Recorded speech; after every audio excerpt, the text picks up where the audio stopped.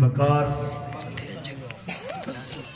اللہ تبارک و تعالی نے قرآن مجید فرقان حمید برہان رشید میں ارشاد فرمایا انا اعطیناک الکوثر فصل لربک وانحر ان شانئک هو الابتر۔ یہ قرآن پاک کی سب سے چھوٹی سورت ہے 114 سورتوں میں سے، جس کا آسان لفظوں میں جو اس کا مفہوم ہے، ترجمہ ہے، وہ یوں ہے کہ انا اعطیناک الکوثر، کہ محبوب بے شک ہم نے آپ کو کوثر عطا فرمائی، کوثر عطا فرمائی۔ فصلی لربک وانحر، اور فرمایا کہ اپنے رب کی نماز بھی ادا فرمائے، وانحر اور قربانی بھی ادا کریں۔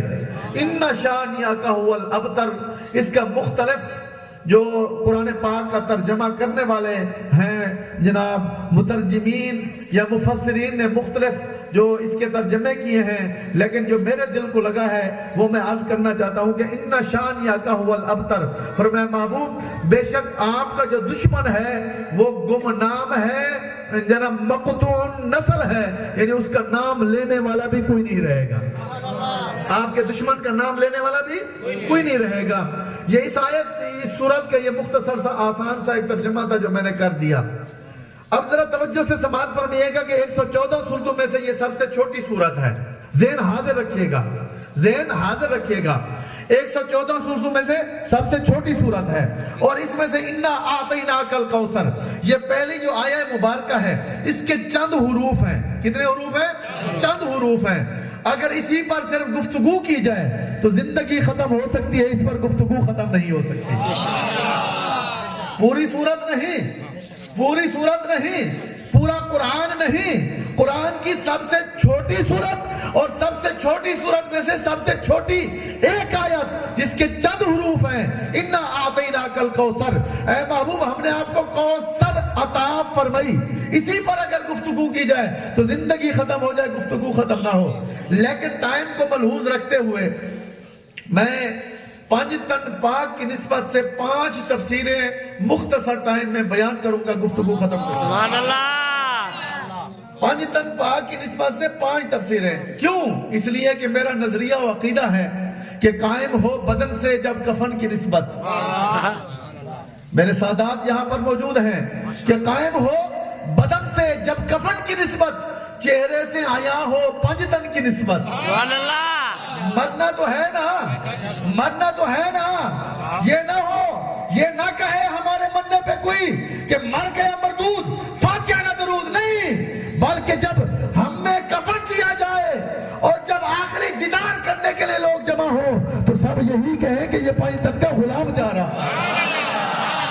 قائم ہو بدن سے جب کفن کی نسبت، چہرے سے آیا ہو 5 تن کی نسبت، یا رب ہماری تقدیر میں لکھ دیتا حشر زہرا و حسین اور حسن کی نسبت۔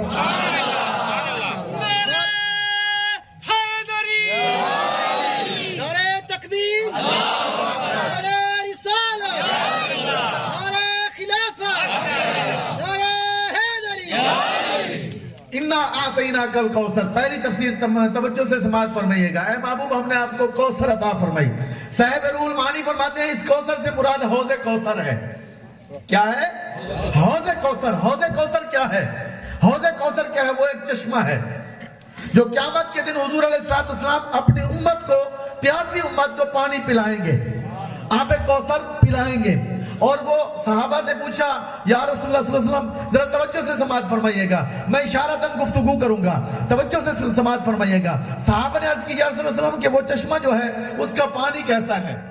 کیونکہ ہمارے ہاں جب چشمے ہوتے ہیں نا، کسی میں جناب کھارا پانی ہوتا ہے، کوئی نمکین ہوتا ہے، کوئی میٹھا ہوتا ہے، کوئی کس طرح کا ہوتا ہے، وہ پانی کیسا ہوگا؟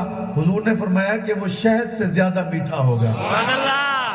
یہ اس پانی کا کلر کیسا ہوگا، رنگ کیسا ہوگا، رنگ کیسا ہوگا؟ میرے آقا نے فرمایا کہ دودھ سے زیادہ سفید ہوگا، دودھ سے زیادہ سفید ہوگا۔ اچھا اگلی بات توجہ سے سماعت فرمائیے گا، حوض کوثر کیا ہے؟ حوض کوثر کیا ہے؟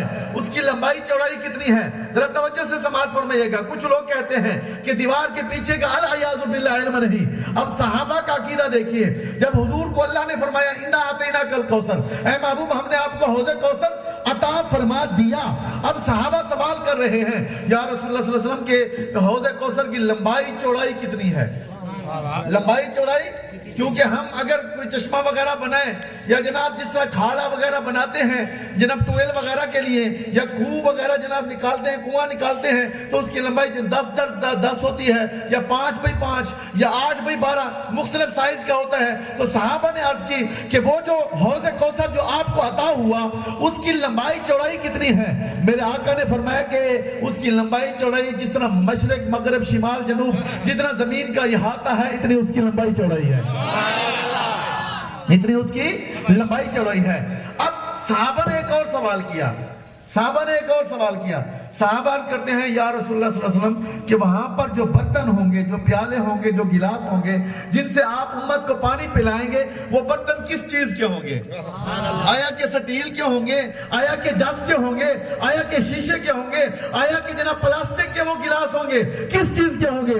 میرے آقا نے فرمایا کہ سونے اور چاندی کے وہ برتن ہوں گے، سونے اور چاندی کے۔ یہاں پر بات ختم نہیں ہوئی، ماشاءاللہ اکثر 99% دوست جتنے بھی بیٹھے ہیں سب گھر کے سربراہان بیٹھے ہیں، گھر کے سربراہان بیٹھے ہیں، اور ہمارا جو کلچر ہے کہ گھر کے کوئی بھی سودا سلف ہو، سامان ہو، بازار سے ہم خود لینے جاتے ہیں، مرد لینے جاتے ہیں، ہم خود لینے جاتے ہیں۔ اچھا اپنے گھر کے برتن بھی آپ لیتے ہوں گے نا؟